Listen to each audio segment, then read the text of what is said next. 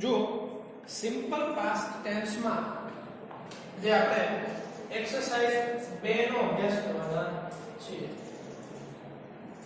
Exercise 2 છે ને એ પ્રશ્નો આધારિત છે.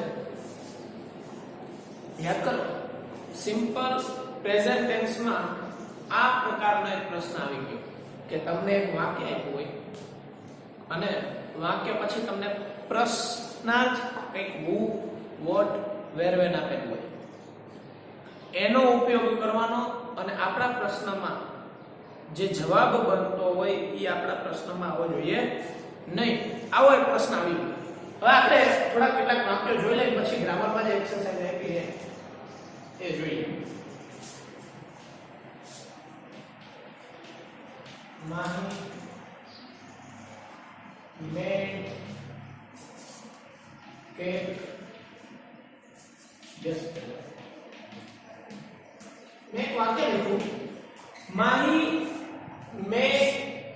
made cake yesterday. આવું વાક્ય છે. હવે કાઉન્ટ્સમાં હું વેન લખું છું. જ્યારે આપણે કાર્ડ ભણીએ અને WH વાળા પ્રશ્નાર્થની વાત કરતા હોય ત્યારે આપણે who, what, where, when નો સમજેલા.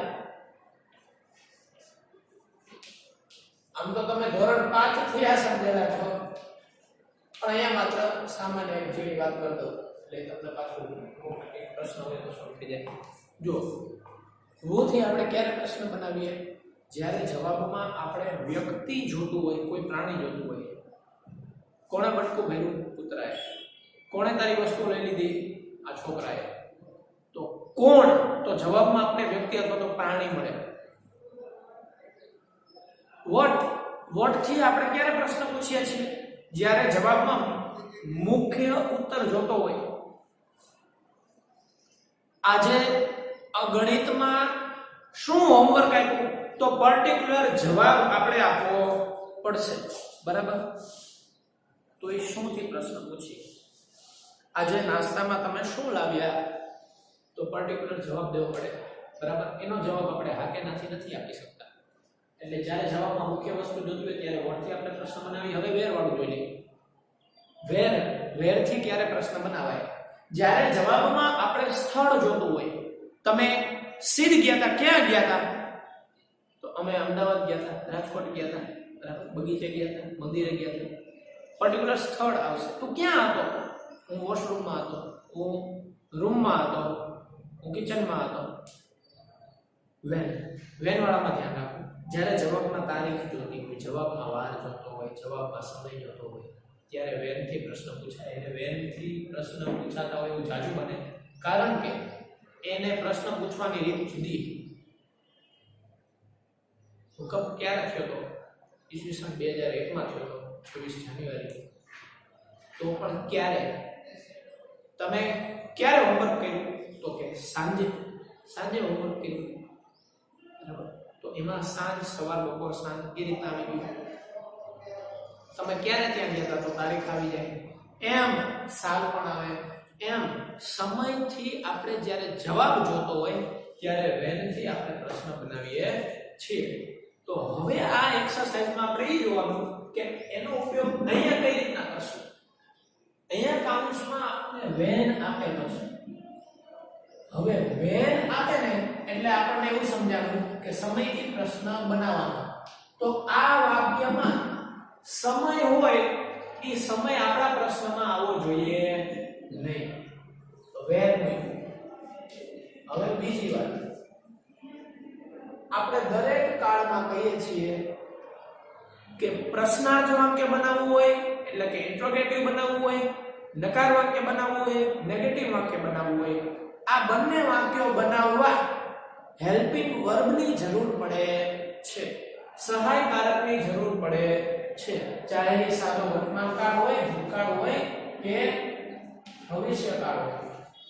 સહાયકારક આપણે અત્યારે સિમ્પલ પાસ્ટ ની વાત કરતા હોય તો આમાં હેલ્પિંગ વર્બ શું થશે?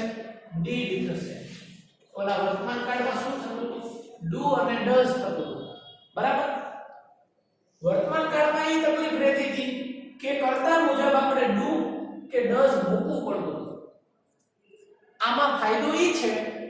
બધા કરતાઓ સાથે did નો ઉપયોગ થાય, પણ નિયમિત નકાર હોય કે પ્રશ્નાર્થ વર્બ 1 નો ઉપયોગ કરવાનો. did આવે એટલે વર્બ 1 નો ઉપયોગ કરવાનો, does આવે એટલે વર્બ 1 નો ઉપયોગ કરવાનો. વર્તમાનમાં એસીએસ હતું તો આપણે મુખ્ય ક્રિયાપદ લખી દેતા હતા. આમાં ભૂતકાળ હોય તો મુખ્ય ક્રિયાપદ કરી દેવાનું. હવે when લખી દીધું. બીજા સ્થાને સહાયકારક હોય when did. જ્યાં ફેરફાર જોયું મેં જુદા ચોકે લખ્યું. when did માહીનું માહી અથવા તો તમે she કરી શકો. when did she અથવા તો માહી. હવે made શેમાંથી બન્યું હતું? make ઉપરથી બન્યું હતું. તો અહીંયા તમારે made લખવાનું નથી, શું લખી દેવાનું? make લખી દેવાનું. when did mahi make cake? આપણા જવાબમાં yesterday આપણા આ પ્રશ્ન બનાવીએ એટલે yesterday શું કામ આવવું જોઈએ? કારણ કે આપણે પ્રશ્ન સમયથી પૂછીએ છીએ. નકર આવું થઈ જાય કે માહીએ ક્યારે કેક બનાવી કાલે, તો પ્રશ્ન થઈ ગયો અને જવાબ પણ થઈ ગયો. એટલે આપણે મગજમાં એ યાદ રાખવાનું છે કે જે બાબતથી આપણે પ્રશ્ન બનાવતા હોય ઈ આપણા આ પ્રશ્નમાં આવવું જોઈએ નહીં. ઈ જવાબમાં આવે એવો આપણે પ્રશ્ન બનાવવાનો છે. બે ફેરફાર થયા. એક તો did મૂક્યું. did સહાયકારક હંમેશા બીજા સ્થાને હોય, કોઈ ફેર ન હોય. એક નોટ હંમેશા ત્રીજા સ્થાને હોય. અહીંયા વર્બ 2 નું વર્બ 1 થઈ ગયું. હજી આપણે વાક્ય લખીએ.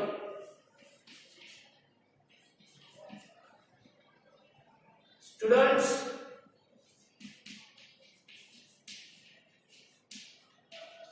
wrote paper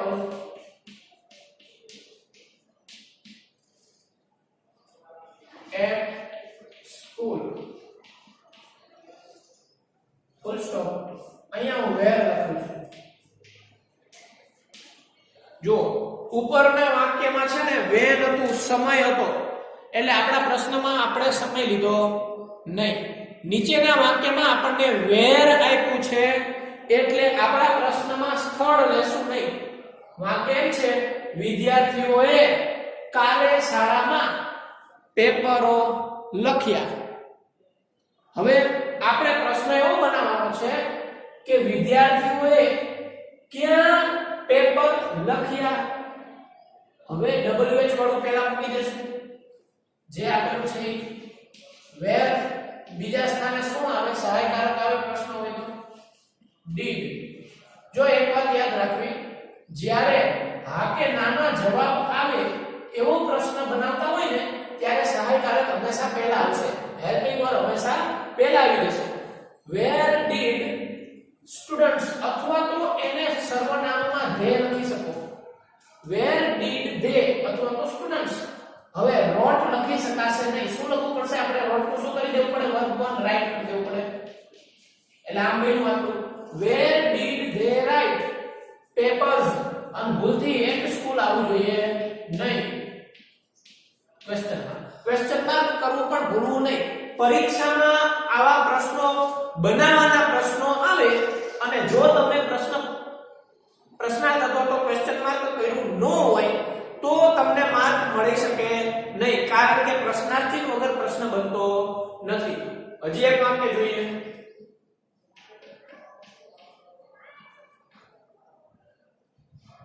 I went temple last evening. આમ છે. કાઉન્સમાં તમને who આપ્યું છે. હવે જો who આપ્યું હોય ને સાદા વર્તમાન કાળમાં અને સાદા ભૂતકાળમાં, જ્યારે આપણે who થી પ્રશ્નાર્થ બનાવીએ છીએ ત્યારે એની સાથે did સહાયકારક આવતું નથી. શું નથી આવતું? did સહાયકારક આવતું નથી. માત્ર who વાળાનું ધ્યાન રાખવાનું. who એટલે કામ કરનાર વ્યક્તિ, જે કરતા છે, ડુઅર છે, એને આપણે કાઢી દીધું. who went. ધ્યાન રાખવું who વાળામાં એક તો સહાયકારક આવતું નથી. સહાયકારક ન આવવાથી આપેલું વર્બ 2 વર્બ 1 થતું નથી. સમજાણું? એટલા માટે અહીંયા વર્બ ટુ જ આવ્યું. એટલે તમારે એવું યાદ રાખવાનું કે જ્યારે પણ હું who થી પ્રશ્ન બનાવું છું ત્યાં મારે did મૂકવાનું નથી. અને હું did નથી મૂકતો કે did નથી મૂકતી એટલે ક્રિયાપદમાં વર્બ ટુ નું વર્બ થશે નહીં, વર્બ ટુ જ રહેશે. who went અહીંયા ફેરફાર નથી થયો એટલે આ ચોકથી આપણે લખ્યું who went temple last time.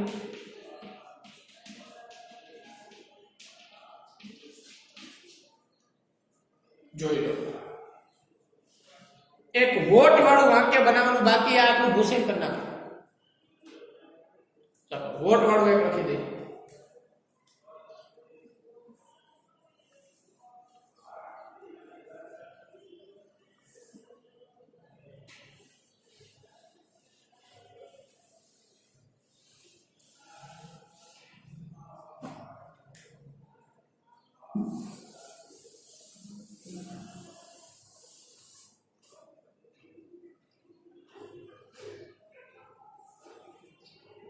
Rahul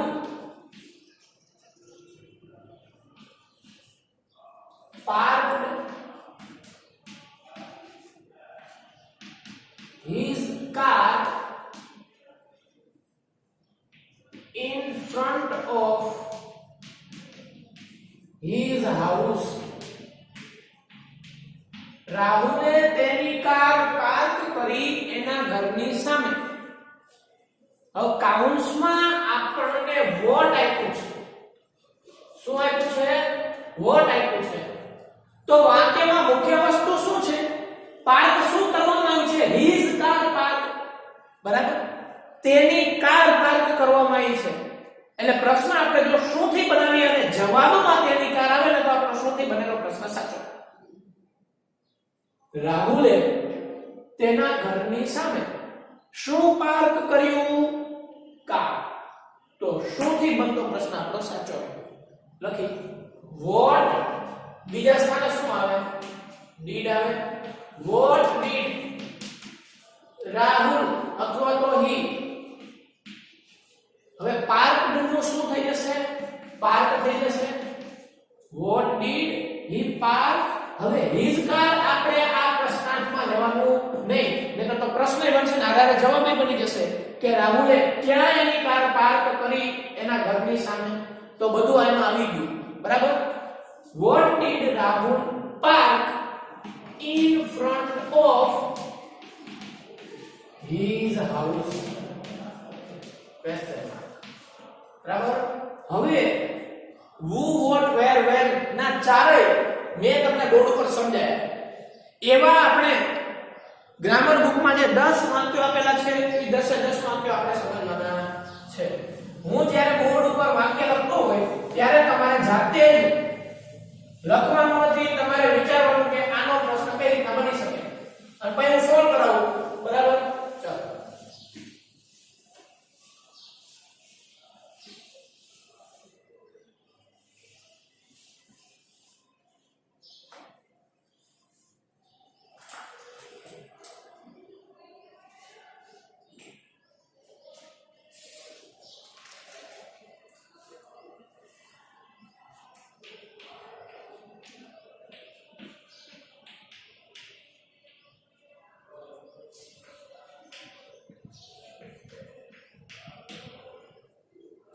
Viva broke the glass. કાઉન્સમાં વોટ આપ્યું? વિચારો શું પ્રશ્ન બનશે.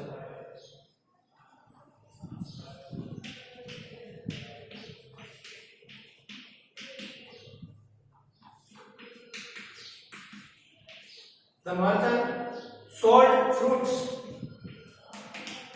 કાઉન્સમાં આપણને હું આપ્યું? શું પ્રશ્ન પૂછે? વિચારો. The dog sat on the mat.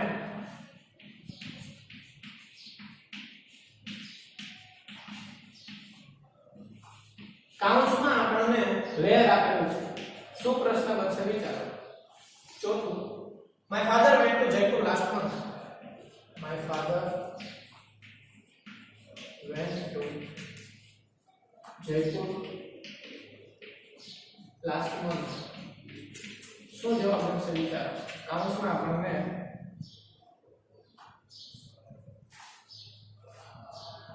વેર આપેલું છે. પાંચમું, the boys decorated the room. The boys decorated the room. કાઉન્સમાં આપણને who આપેલું છે. યાદ રાખવું, who સિવાયના બધા પ્રશ્નાર્થમાં આપણે did નો ઉપયોગ કરવાનો. did હંમેશા બીજા સ્થાને છે.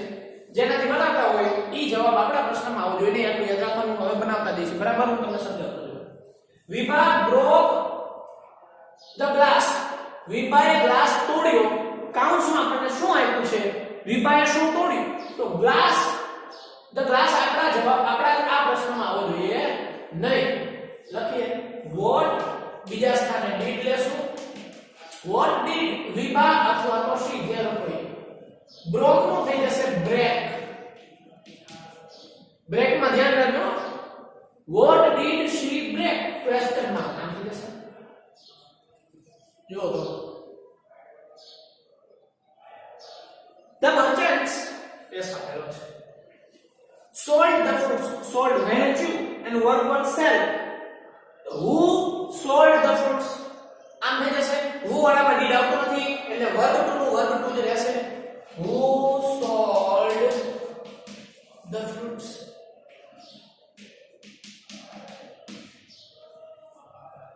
the dog sat on the mat. કૂતરો અથવા તો કૂતરું એક મેટ ઉપર બેઠું. where did the dog અથવા તો it where did it set નું શું થઈ જશે? sit અને પછી question mark. on preposition આપણા પ્રશ્નમાં આવવું જોઈએ નહીં. my father went to Jaipur last month. મારા પિતા મારા પપ્પા ગયા મહિને જયપુર ગયા. તો where આપણા જવાબમાં જયપુર નું આવે. where did he અથવા તો my father go? went નું શું થઈ જશે? go. to અને કનેક્ટ કરેલું છે જોડવા માટે. બરાબર, preposition. where did he go last month? to સાથે આવવું જોઈએ છે ક્વેશ્ચન માં. પાંચમું, the boys decorated the room. who decorated?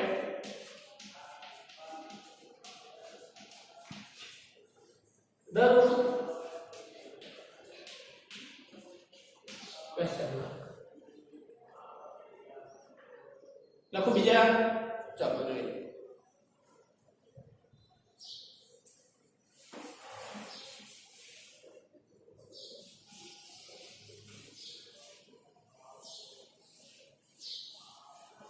હવે બીજા પાંચ લખું છું એ વખતે વિચારતા જજો કે એનો પ્રશ્ન શું થાય.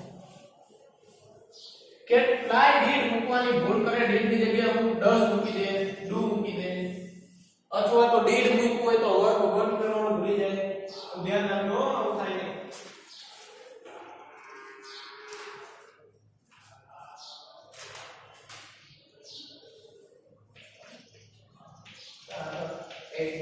apples. Yes. Tarak ate apple yesterday. કૌંસમાં આપણે when આપેલું છે. વિચારો. Saurabh wrote a letter. કૌંસમાં what આપેલું છે. Saurabh wrote a letter. કૌંસમાં what આપેલું છે. વિચારો. The teacher came at 10 o'clock. The teacher came at 10 o'clock. કાઉન્સમાં when આપેલું છે. We sat in the park. We sat in the park. Sat પાછું ક્રિયા બતાવી વાળા ડોગ વાળા વાક્યમાં હું એમ આપે. We sat in the park. where આપેલું છે વિચારો. ચલો, Sanjay went at 9 o'clock. Sanjay went at 9 o'clock. when આપેલું છે. ચલો હવે બતાવીએ.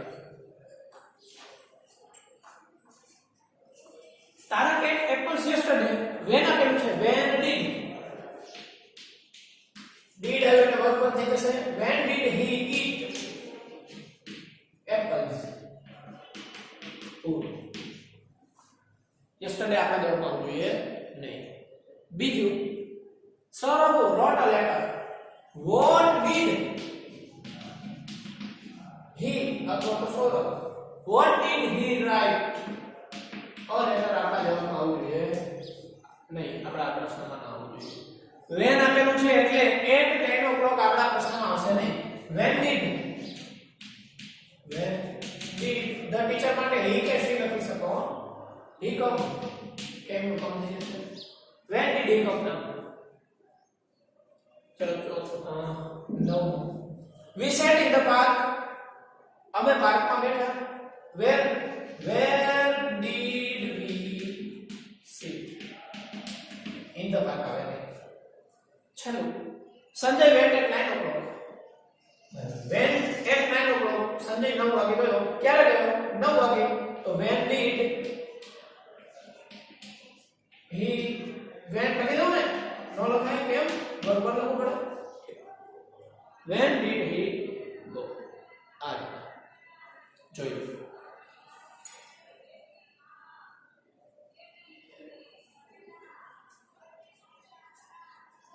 કોમા કે લખી દો.